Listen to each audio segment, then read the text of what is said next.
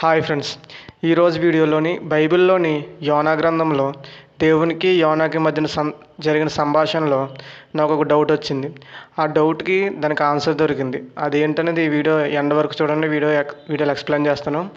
యోనా 2వ అధ్యాయము 10వ వచనం.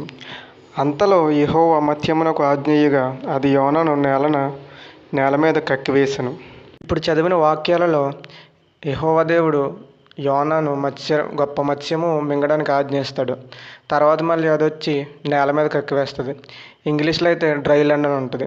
మామూలుగా నాకు వచ్చిన డౌట్ అంటే ఆరిన నేల మీదకి మత్స్యం ఎలా వస్తుంది?